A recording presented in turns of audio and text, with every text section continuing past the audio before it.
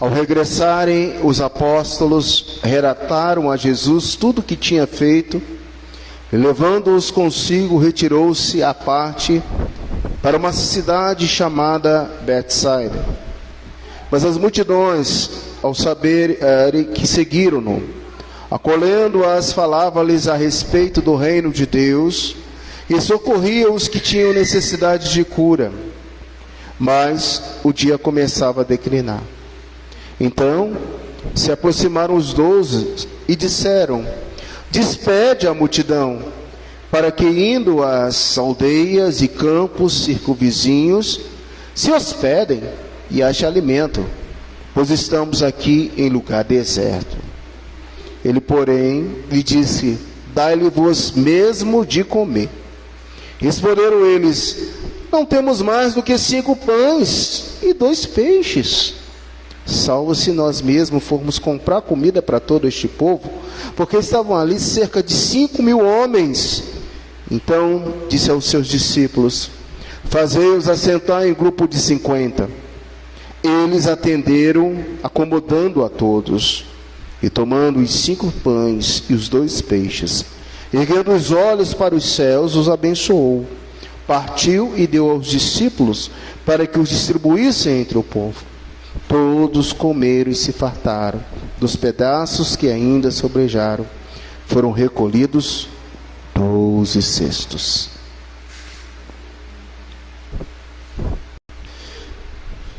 Essa é uma história conhecidíssima. Nós já ouvimos vários sermões a respeito desse texto. Mas hoje eu quero abordar com todos a responsabilidade dos discípulos. Qual a responsabilidade dos discípulos? Você viu e ouviu. Dai-lhes vós mesmo de comer. Esta é a responsabilidade dos discípulos.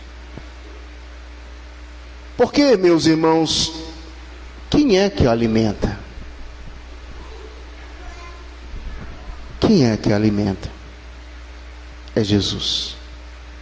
Então eu quero que você ore mais uma vez. Quem sabe você só tem alguns peixinhos e poucos pães, e você entrou com o seu coração apertado aqui nessa noite. Quem é que te alimenta? É Jesus. Fala com Ele. Vamos orar pela nossa igreja, pelos enfermos, pelos fracos na fé. Mas ore por você, para que Deus possa lançar luz no seu coração, na sua mente. Que a gente venha pensar como Teófilo, o amigo de Lucas, ao ler essa carta. E que a gente sinta desejo nos nossos corações para colocar em prática esses ensinamentos dessa noite. Pai Celeste, a mesma responsabilidade dos discípulos é a nossa no século 21. Nós precisamos dar de comer a um grande povo faminto. Nós precisamos ofertar, Pai, pão vivo e a água viva. Porque quem alimenta é o Senhor Jesus. Ó Deus, que nessa noite cada pessoa que aqui se encontra, cada irmão, cada ovelha querida, sinta alimentado por Jesus nesse momento. Que as tensões, preocupações, angústias sejam deixadas aos pés da cruz de Cristo. Continue falando conosco, o Senhor, de forma gigantesca. Em nome de Jesus. Amém. Meus irmãos, o assunto passado, versículo 7 ao versículo de número 9, tratou-se da história de Herodes e João Batista. Por quanto tempo dura o nosso testemunho? Foi a pergunta que nós fizemos. E a resposta foi: para toda a vida. O seu testemunho dura para toda a vida. A sua vida serve para entrar nos memoriais eternos dos seus filhos, dos seus netos, desta igreja. Nós estamos escrevendo uma história viva, uma história marcante, uma história que dura. O nosso testemunho, ele dura para sempre. A vida é um processo iniciado em Cristo e para Cristo. Portanto, o que você vive, o que você conta, está sendo escrito pelos dedos de Deus e jamais será apagado. Eu quero que você pense agora que esse dia 18/12, às 19h50, nunca mais vai repetir na história. Daqui a 50 anos, a sua história será: eu estava na igreja, eu cantei aquele hino, eu cantei aquele cântico, o presbítero Paulo dirigiu a liturgia, o pastor Luiz André falou sobre os pães e os peixes, e eu saí daquela noite pensando na minha história, porque o meu testemunho, ele é vivo, ele é eterno. Assim como foi no contexto do versículo 7 ao versículo de número 9, a história da cabeça de João Batista num prato diante de Herodes, e a consciência de Herodes desejando que fosse realmente a reencarnação de João Batista, e não era João Batista, era Jesus que operava os milagres, que fazia os sinais, mas o testemunho na mente daquele déspota acusava, falava, anunciava. Mas isso foi o nosso último encontro. O meu resumo nessa noite, meus irmãos, o texto que nós vamos pensar conjuntamente é o seguinte: pelo arrependimento se volta para Deus, procurando andar com Ele em todos os caminhos seus e os seus mandamentos. Nós estamos, graças a Deus, terminando mais um ano tão abençoado. Estivemos hoje em assembleia ordinária, ouvindo, catalogando os relatórios da nossa igreja, sólida e glória, porque essa igreja marchou durante o ano 2022. Muitas atividades foram feitas. A igreja cresceu, a igreja recebeu novos membros, a igreja foi agraciada com bons ensinos, uma teologia sadia, e você cresceu em 2022 para a honra e glória do Senhor. Quando nós olhamos para a história marcada pelo arrependimento, pela volta-se para o Senhor Deus, andando com Ele em todos os caminhos de seus mandamentos, assim o arrependimento produz vida, alimentação, substância, saúde. É o que o texto, capítulo 9, 10 a 17, nos ensina. Esse assunto é um assunto abordado nos sinóticos, em Mateus 14, 13 e 21, em Marcos 6, 30 a 44, em João 6, de 1 a 14. E eu quero dizer para você que mais de 5.000 pessoas foram alimentadas. Será que esse ano você alimentou alguém com a palavra de Deus? Se a gente tivesse assim uma planilha no Excel, desde o primeiro momento do ano 2022, onde você testemunhou da palavra do Senhor, onde você pregou o Evangelho, onde você exortou à luz da palavra do Senhor, será que você conseguiria chegar a um número tão expressivo como esse que aqui está? Não sei. Mas o fato é que você falou de Jesus para muitas pessoas durante esse ano. E a sua fala, o seu testemunho, a sua pregação, a sua anunciação, pode ter certeza, alimentou algumas pessoas. talvez não seja 5.000 pessoas, mas que seja uma alma. A Bíblia diz que uma alma vale mais do que o mundo inteiro. E se uma alma ouviu a palavra de Deus, através da sua boca, através do seu serviço, através da sua função, através da sua coragem, já valeu. Só dei glória. Veja o verso de número 10, irmãos. Eles regressaram e informaram a Jesus tudo o que tinha feito. E aí você tem que voltar os seus olhos do versículo de número 1 ao versículo de número 6. Olha o versículo do contexto de número 6. Eles saíram, percorreram todas as aldeias e eles anunciaram o evangelho, efetuando curas por toda parte que estavam. Eles voltaram cheios de alegria, eles estavam cheios de contentamentos, porque o poder de Deus fora operado na vida daqueles apóstolos, daqueles discípulos. Após o anúncio do Evangelho, os 12 se reúnem em torno de Jesus.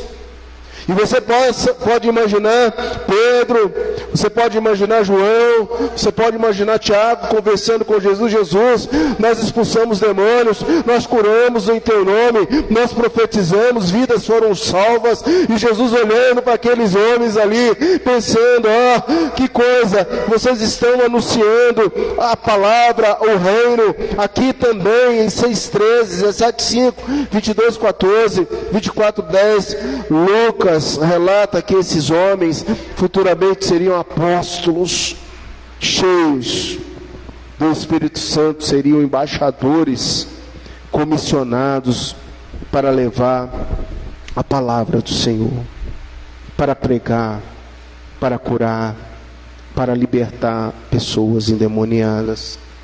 Quem os rejeita o próprio Cristo. É o que o texto diz em Mateus capítulo 10, versículo 14, 10:40, no finalzinho do capítulo 10, você lê assim: Marta agitava-se de um lado para o outro, ocupada em muito serviço. Então se aproximou de Jesus e disse: Senhor, não te importas que minha irmã tenha me deixado e que eu fique a servir sozinha? Ordena, pois, que venha me ajudar. E aqui o contexto é, não, ela escolheu a boa parte. Você escolheu a boa parte. Os apóstolos desse inteirinho estavam servindo no giro de completar a tarefa do Senhor, anunciar as boas novas. E o texto, meus queridos irmãos, começam falando dessa alegria desses homens que voltaram contentes. Então Jesus tomou esses discípulos privativamente e disse: agora nós vamos para o nosso discipulado pessoal, nós vamos para a cidade de Betsaida. Não se deve trabalhar sem descansar. É claro que nós estamos chegando ao final do ano e provavelmente você esteja cansado das atividades desse ano. Foi um ano de muito trabalho, de muito ativismo. E Jesus sabia muito bem valorizar o seu período de descanso, pois eles viviam ocupados, sem intervalo, realizavam trabalhos difíceis, árduos, a batalha ministerial não era fácil, a vida missionária não era fácil. E de vez em quando Jesus fazia um retiro com aqueles homens. E nesse retiro servia para descansar, para conversar, para orar e para meditar. Até mesmo o Senhor Jesus, por causa do pesado fardo, necessitava de um período de retiro. Como vimos lá no capítulo 4, 42, o mesmo vale para os discípulos. Foi por isso que ele os convidou a retirar-se para um lugar remoto, onde pudesse descansar. Veja, o versículo diz assim: vamos à parte, para uma cidade chamada Betsaida. Mas sabe o que vai acontecer ali? As multidões sabiam que eles estavam indo para aquele lugar, e lá vai um grande número de pessoas atrás do Senhor Jesus e atrás dos discípulos. E não há refresco, não há retiro para eles. Pelo contrário, veja o versículo 11. Esse povo da região de Cafarnaum descobre que Jesus estava ali, cruza o mar na região oposta, eles vão novamente ao lado de Jesus. Seria o caso de estarem com medo da decorrência daquilo que tudo o tetrarca estava planejando abater ali, com certeza João e todos os outros, e no caso não era João, era Jesus. A perseguição era grande. O fato é que merece atenção especial, é que em grande medida se nega o mestre e aos seus discípulos esse descanso. Mas em breve intervalo, consideravelmente resumido, como se reagiria Jesus a essa interrupção do seu descanso? Veja, versículo 11, parte B: acolhendo-as, falava-lhes a respeito do reino de Deus e socorria os que tinham necessidade de cura. No deserto, aonde Jesus estava descansando com seus discípulos, a grande multidão estava, e Jesus então não para. Ele continua. Ele acolhe aquela multidão. Ele fala da palavra de Deus. Ele traz paz, tranquilidade. Ele vai àqueles que estavam exaustos, e ele então ensina. Jesus era, porém, um ser diferenciado na sua dupla natureza. Ele realmente recebe aqueles que estavam ali com seus corações não em repouso, mas com seus corações e com suas vidas perturbadas. Então, veja, ele começa falando do reino de Deus. Ele depois então diz sobre o reino de Deus. Já no capítulo 4, se você voltar um pouquinho, no versículo 43, nós vemos da seguinte forma, irmãos: e ele, porém, lhe diz: é necessário que eu anuncie o evangelho do reino de Deus também às outras cidades, pois para isso é que fui enviado. Jesus, ele sabia muito bem da sua tarefa, muito bem da sua missão, que era pregar sobre o reino de Deus, que era alertar aquelas pessoas que estavam ali, que era chegado o reino do Senhor. E ele continua falando. O verso de número 12: o ensino era de Cristo. Mas o dia começava a declinar. Então se aproxima os 12 e despede a multidão, para que, indo às aldeias e campos, se hospedem e achem alimento, pois estamos aqui em um lugar deserto. E, meus queridos, o ensino de Cristo e sua atividade curativa teria consumido um tempo considerável. A noite estava chegando, o sol já se punha, a tarde havia passado, o dia chegaria ao fim. E por meio de muitos milagres, de muitas curas, a multidão não arredava o pé. E Jesus olha para aquele povo e olha para os seus discípulos. E Jesus olha para a Igreja Presbiteriana do Brasil em Santa Maria e olha para essa cidade. E Jesus olha para nós, igreja, seguidores dele, e olha para essa cidade. E o jeitinho brasileiro é assim: olha, despede esse povo. Não tem jeito. Como é que nós vamos alimentar, alojar essas pessoas? A noite no deserto é fria.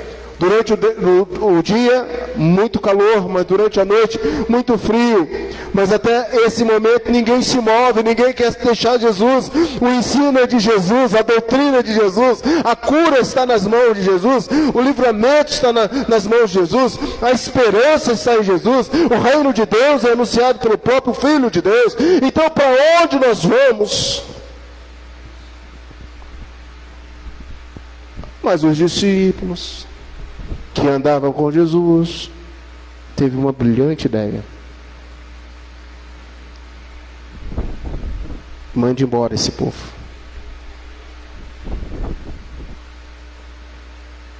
Marta, agitada, disse: Jesus, tire a Maria daí, que eu quero Maria.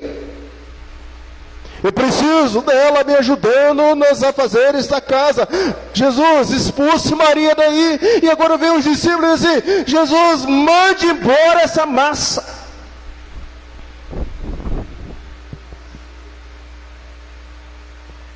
Qual a responsabilidade dos discípulos?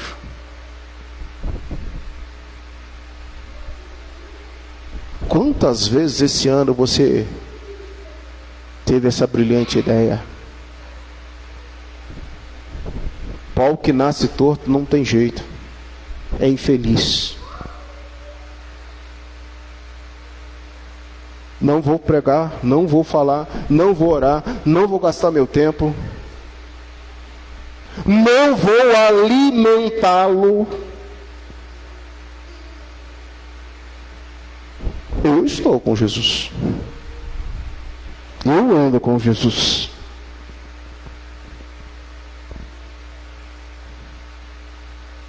Verso 13, por favor, leia. E ele lhe disse. O que diz o verso 13? E ele, porém, lhe disse: dai-lhes vós mesmo de comer. Como? Não há padaria no deserto, não há mercado que possa atender. Irmãos, vamos ser sinceros, aqui em Santa Maria, se de repente uma multidão de mais de 10 mil pessoas tivesse que correr nos vivendas aqui de Santa Maria, não haveria um atacadão que pudesse servir 10 mil pessoas. Isso é tamanho de cidade. Sou doido? Não tem padaria para todo mundo. Não tem peixaria para todo mundo.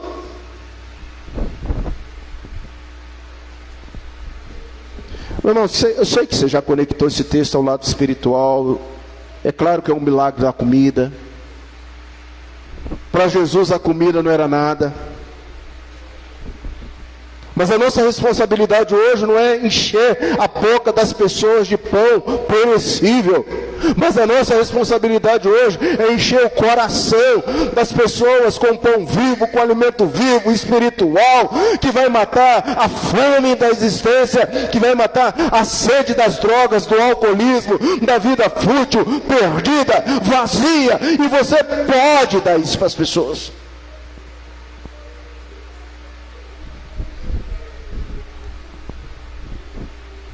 Essa é uma ordem que traz surpresas, que deixa os discípulos confusos. Talvez pensasse: como podemos providenciar alimento para todas essas pessoas? O que tensionava Jesus quando disse: dê-lhes vocês mesmos de comer? Seria impossível. Jesus quer dizer que esses homens não devem desvencilhar-se de tão depressa da sua responsabilidade, simplesmente mandando embora. Vai embora para casa, quem sabe você consiga alguma coisa. Jesus desejava lembrar a esses discípulos o fato de que simplesmente tinham que desvencilhar-se do povo carente. Não é uma solução. Certamente essa não é um modo de desfazer das coisas. Ele quer que peçam, que busquem, que bata. Olha a oração, promessas de oração. Estamos estudando isso no discipulado.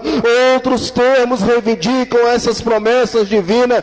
Busque aquele que é capaz de suprir todas as necessidades, aquele que providenciou o vinho, quando mesmo numa festa de casamento só tinha água. O casamento era uma água, não havia mais alegria. Antes do fato que o pão, como se usa um termo desse relato, no 13 e no 16, embora certamente se refere ao que satisfaz uma necessidade física, e também um símbolo de Jesus como pão da vida. Jesus, Ele é o pão da vida. Agora já os versos 13 e 14, queridos, temos uma resposta. O que você tem em suas mãos? Irmãos, quantas vezes você só tinha em suas mãos 5 pães e 2 peixinhos?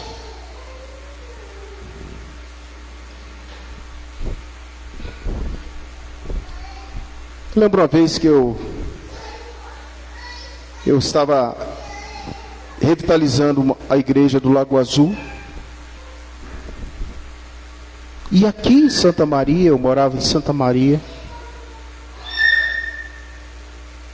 Deus falou comigo: use os seus pães e os seus peixinhos. Falei: que é isso, Senhor?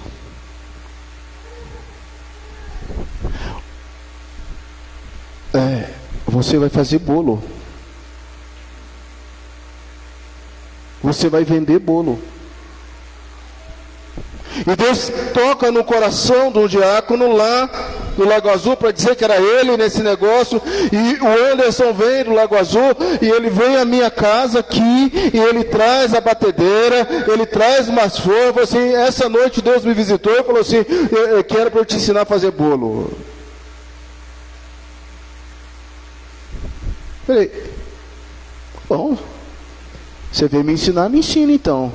E eu joguei aquele negócio tudo lá, meus irmãos, e joguei no forno, e saiu um bolo da melhor espécie. Falei: você já sabe fazer bolo? Eu nunca fiz bolo na minha vida.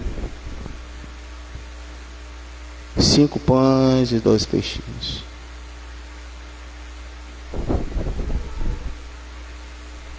A vida é dura. A vida não é fácil, não. E aquilo ali, irmãos, durante 4 meses, era o único salário que eu tinha.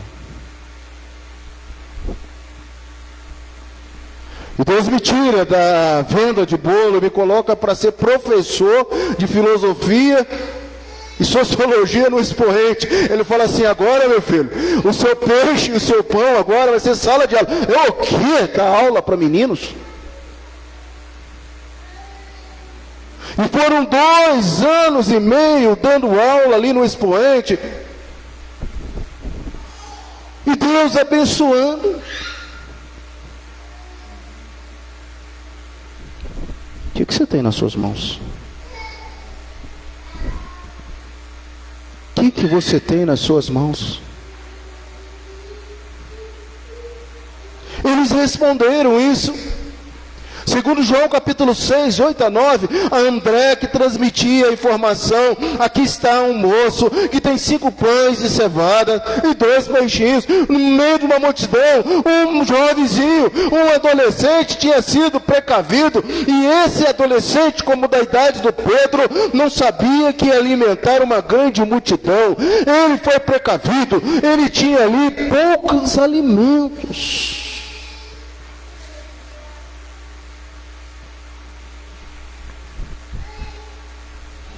Meu irmão querido, você está prestando atenção no que o texto está falando para você? Quem é que alimenta? Quem é que nos sustenta?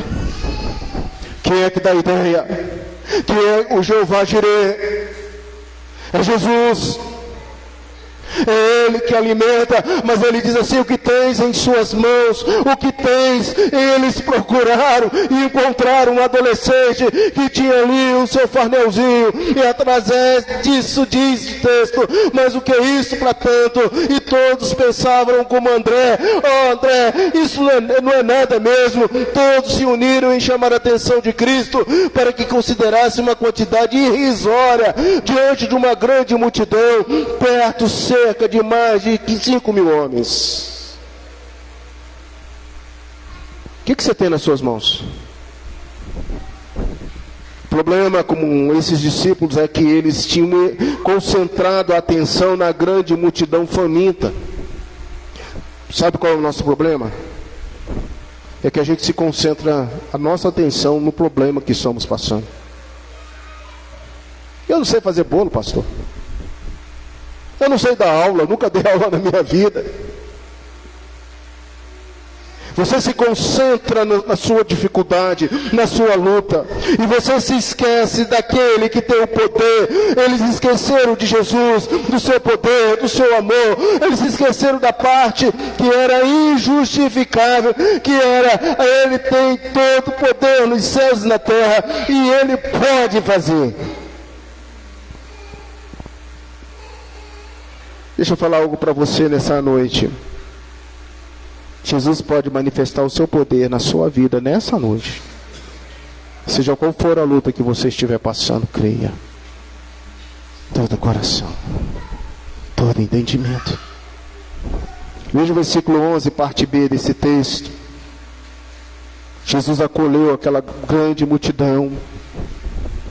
Verso 14, 15, ele porém disse aos seus discípulos: façam-nos reclinar em grupos de 50 a cada. E fizeram assim, e todos se sentaram na relva. Jesus deu a ordem aos discípulos para que eles pudessem distribuir o pão, e não parou o pão. Você imagine, aqueles 5 pães se multiplicando. Irmãos, tem umas coisas na Bíblia que me chamam a atenção. Quem é que nunca teve curiosidade de saber como é que foi aquele milagre lá no Velho Testamento? Do óleo e da farinha que não acabava. A dona ficou rica. Ela não tinha nem farinha, nem azeite para fazer um bolo para o profeta. Mas Deus foi multiplicando, multiplicando, multiplicando, multiplicando. E ela encheu todas as vasilhas, e tudo que ela tinha, e tudo que ela tinha. Você sabe, é assim que Deus nos trata. No final você vai entender por que Deus nos trata dessa forma. Os versos finais desse texto, 16 e 17, ele tomou os 5 pães e os 2 peixes, olhando para os céus, deu graças. Olha, nós precisamos entender essa questão de agradecer a Deus. Tenha gratidão no seu coração. Para de resmungar. Crente resmunga muito. Obrigado, Senhor. Obrigado, Senhor. Jesus, ele agradece, ora. Em seguida parte os elementos ali, dá aos seus discípulos, e eles vão distribuindo os pães e os peixes. Ele olhou para os céus em oração. Veja também o Salmo 25, 15. Então Jesus começou a tirar os bocados dos pães, continuou passando aos discípulos, levando em cestos a grande multidão. Eles dividiam em 2 peixes e entre todos comeram, se fartaram, exatamente quando o pão e o peixe se multiplicaram em suas mãos, provavelmente, mas nem sequer isso é expresso. Tudo que realmente sabemos é que havia agora muita comida. Muitos pães e muitos peixes, todos comeram e se fartaram, e o que sobrou dos pedaços partidos foram 12 cestos cheios de pedaços. Embora o Senhor tivesse poder para prover o alimento sempre que necessário fosse, Ele não quis que os pedaços fossem desperdiçados. Aqui também é uma coisa importante, viu, meus irmãos? Desde o maná que caiu no deserto até essa questão aqui, você veja que a ordem é: não desperdice. Aí a gente joga aquele arroz velho que está na geladeira fora, aquele feijão azedo, porque você não comeu. Você joga tudo fora, vai tudo para o lixo. A gente precisa ter noção daquilo que as coisas estão, como está acontecendo. Se está estragando, faça pouco. É melhor seu filho ficar: acabou. Foi só para hoje. Do que você fazer muito, deixar lá e jogar fora. São milhões de pessoas sem ter o que comer no Brasil. Não falo nem no mundo. Jesus nos ensina isso aqui.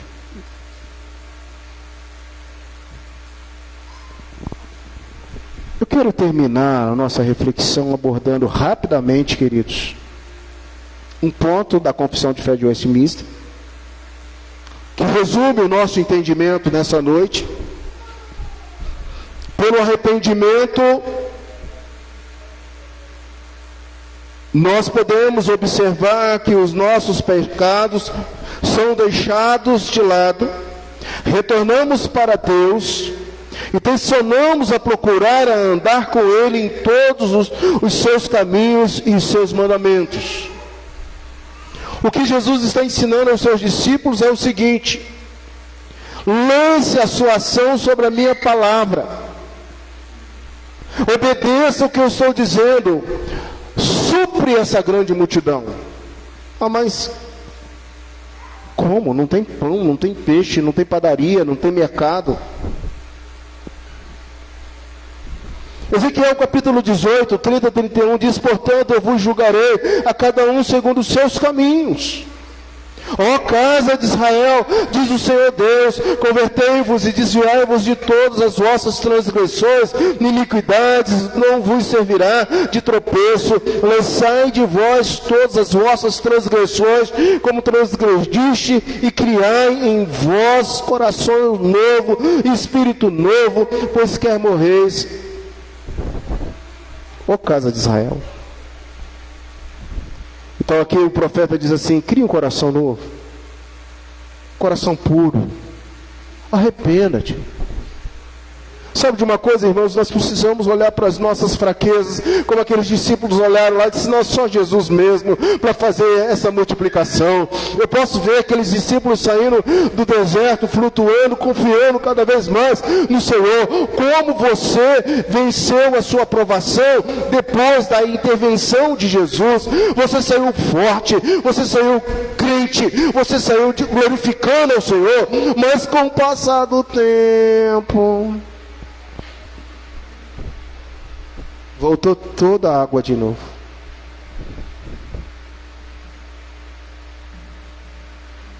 Qual a sua responsabilidade? Quem é que alimenta?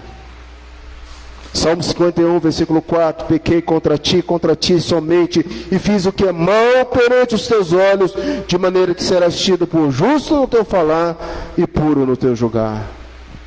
Reação de um coração quebrantado e contrito. Mateus capítulo 21, 28 a 29. O que vos parece? O homem tinha 2 filhos. Chegando-se o primeiro, disse: filho, vai hoje trabalhar na vinha. E ele respondeu: vou sim, meu pai. Mas o texto termina dizendo: ele não foi. Ele falou algo para Deus e não fez. Ele falou que ia trabalhar e ele não foi. Você fala tantas coisas no seu coração que você vai fazer, mas você não faz. O que você tem que fazer, meu irmão? Arrepender. Arrepender. Arrepender. Evangelho de João 14, 23, respondeu Jesus: se alguém me ama, guardará a minha palavra, e o meu Pai o amará, e viveremos para ele, e faremos nele morada. Para onde eu vou? Porque só tu, Senhor Jesus, tem palavras de vida eterna. Eu quero terminar, e vou terminar. Quem alimenta? Quem é que alimenta? Vimos nessa noite que uma grande multidão foi alimentada por Jesus. Sim, sim, é Ele que alimenta. Mas a sua ordem hoje continua sendo dada aos seus discípulos atuais. A ordem de Jesus, ela repassou para o presbítero Paulo, para o pastor Luiz André, para todos nós que estamos aqui nessa noite. Qual foi a ordem que o Senhor Jesus passou aos vocacionados, aos chamados, aos eleitos, aos predestinados? Ele disse assim: alimenta este povo.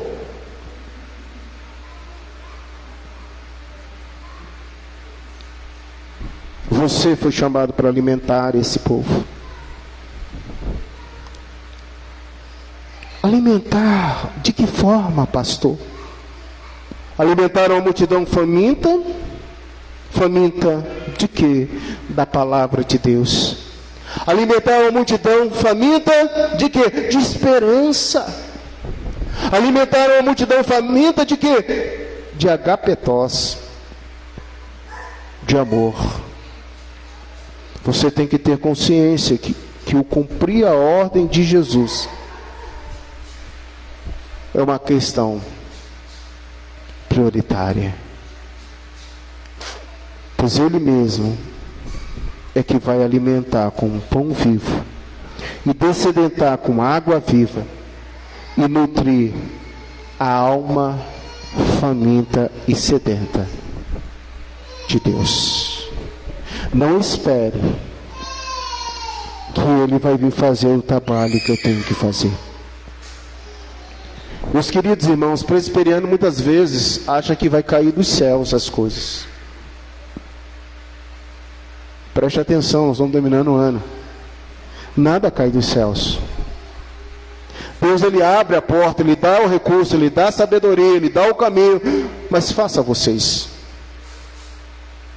Seria fácil para Jesus ir lá naquele menino, porque Ele sabia que no meio de 5.000 ou mais, tinha um jovenzinho inteligente, que tinha levado seu farnel. Jesus sabia onde estava aquele menininho. Jesus sabe aonde estão os eleitos dele nessa cidade, as pessoas que serão pregadores, cantores, missionários, evangelistas, professores, gente que vai nos ajudar a pregar o evangelho. Jesus sabe, mas sabe o que Jesus fala? Vai vocês. A ordem é para nós. Vocês é que vão nutrir, porque quem vai fazer o milagre sou eu. Ele não vai vir fazer o que eu tenho que fazer. O que mais essa passagem te ensinou, irmão? Diante de situações, qual é a melhor resolução? Diante desse problema que você está aqui ainda esse ano, o ano não acabou. Se Deus prometeu, Ele vai cumprir. As promessas de Deus são reais e autênticas sobre as nossas vidas. Se Ele prometeu, Ele vai cumprir. Então qual é a melhor resolução? Mandar que cada um volte para procurar os seus alimentos? Ser omisso e fechar os olhos a necessidade do seu filho, da sua filha, do seu sogro, da sua nora, do seu parente? Ah não, eu vou fechar meus olhos, porque é melhor eu não ver, melhor eu não ouvir, do que nutrir essas pessoas. Não, não é isso. Você tem que levar alimento.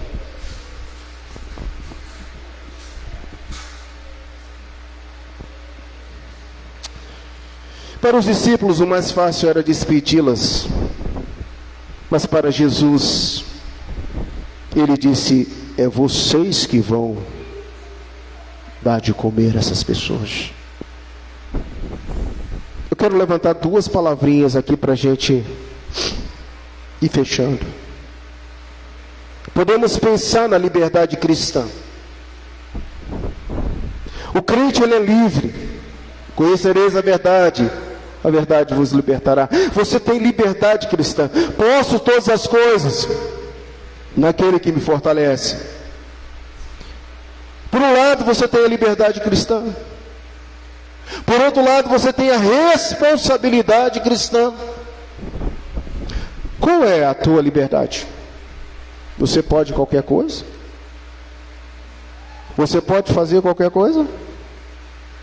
Qual é a tua responsabilidade? Será que a ênfase hoje sobre a liberdade cristã anula a responsabilidade cristã? Responde aí no boletim. Ah, não tem boletim. No final do ano a gente está sem fazer boletim. Será que a liberdade cristã anula a responsabilidade cristã? O que Jesus disse aos seus discípulos? Tenham atitudes. Diante da situação, haja, porque eu estou contigo. Gostaria que você pensasse nessa noite: seria isso uma mera utopia? Um sonho? O aspecto fundamental do sermão para a nossa vida: temos 5 pães e 2 peixes. Era pouco alimento para uma multidão. O que eles estavam esquecendo, e que nós esquecemos, é que Jesus está conosco. E aonde Jesus está, meu irmão, minha irmã, nada é como antes. Quando você olha para os seus poucos recursos, o que você está se esquecendo? É isso mesmo que você acabou de pensar. Quem Ele é? Ele é Jesus. O que Ele pode fazer?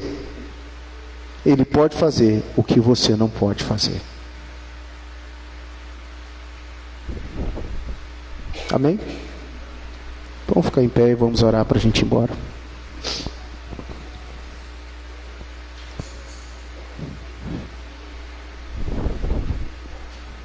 Uma história que nós conhecemos, história dos 5 pães e dos peixinhos. Quem sabe nessa noite essa é a sua história? Ah, meus irmãos, confia em Jesus. Confia em Jesus. Ele pode todas as coisas. Você pode alimentar uma grande multidão, ao passo de todos poderem comer e se fartar. Eu ia esquecendo de mencionar, mas a Bíblia fala da generosidade divina. Deus é muito generoso. Ele não é mesquinho. O que Ele dá em abundância. Feche os seus olhos, ore ao Senhor. Quem sabe você está como aqueles discípulos.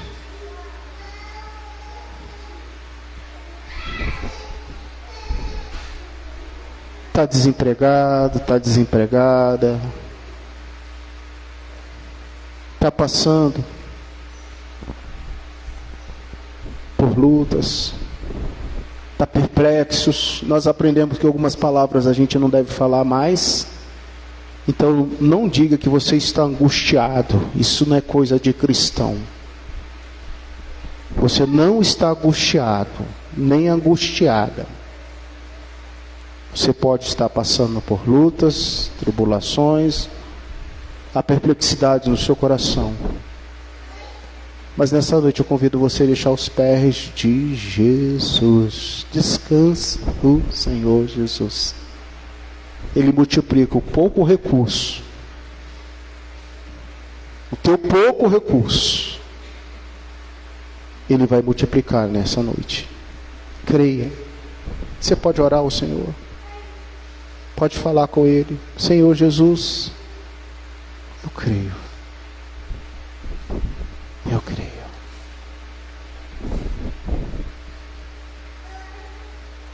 Obrigado, Pai. Porque histórias como essas nos fazem deslembrar de quem é Jesus. A natureza de Jesus. História como essa, só Pai,